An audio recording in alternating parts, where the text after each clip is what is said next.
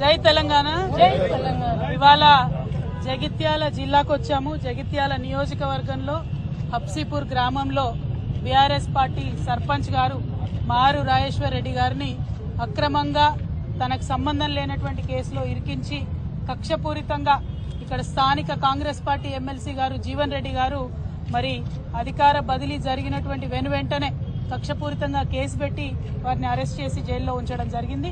30 ఏండ్లలో జీవన్ రెడ్డి గారి హయాంలో ఎన్నడూ జరగనటువంటి అభివృద్ధి బీఆర్ఎస్ పార్టీ మా డాక్టర్ సంజయ్ అన్న గారు గెలిచిన తర్వాత, కొప్పుల ఈశ్వరన్న గారు మినిస్టర్ అయినాక, కేసీఆర్ గారు సీఎం అయినాక హబ్సీపూర్ గ్రామంలో అంత అభివృద్ధి మనం చేసుకోవడం జరిగింది. జరిగినటువంటి అభివృద్ధిని ఓర్వలేక మరి అధికారం మారిన వెంటనే మా సర్పంచ్ గారిని జైల్లో వేయడం అన్నది చాలా దారుణం. కక్షపూరితంగా ఇట్లా జీవన్ రెడ్డి గారు మా కార్యకర్తల పైన కేసులు పెట్టడాన్ని మేము చూస్తూ ఊరుకోం. చట్టపరంగా ఎదుర్కొంటాం, వీధులలో ఎదుర్కొంటాం, అన్ని రకాలుగా కూడా ఎదుర్కొంటాం. ప్రజలకు రాజకీయంగా మీరు చేస్తున్నటువంటి అంశాలన్నింటినీ కూడా ఎప్పటికప్పుడు వివరించి చెప్తామని కూడా ఈ సందర్భంగా తెలియజేస్తా ఉన్నాను.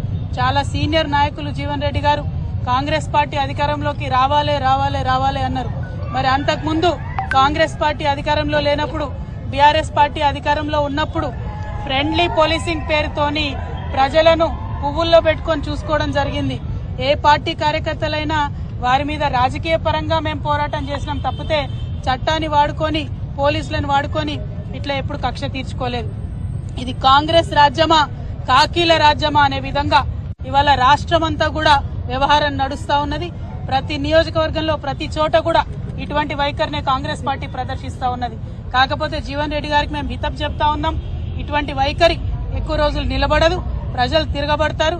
ఇప్పుడు మీరు వాగ్దానం చేసినటువంటి అమలు చేసేటటువంటి ప్రయత్నం చేయండి.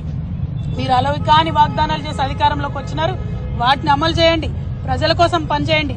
కానీ ఇతర పార్టీ నాయకులు, కార్యకర్తల మీద కక్షపూరితంగా వ్యవహారం చేస్తే ప్రజలే దాన్ని తిప్పికొడతారు. తెలంగాణ ప్రజలందరికీ కూడా వినమ్రంగా మేము విజ్ఞప్తి చేస్తా ఉన్నాం.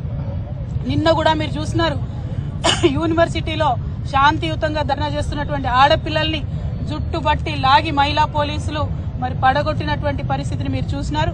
ఇట్లా పోలీసులు ఇటువరకు ఎప్పుడు కూడా తెలంగాణ రాష్ట్రంలో వ్యవహరించినటువంటి దాఖలాలు లేవు. మరి ఇవాళ కాంగ్రెస్ పార్టీ వచ్చినాక కొత్త ఒరవడి ప్రారంభమైంది.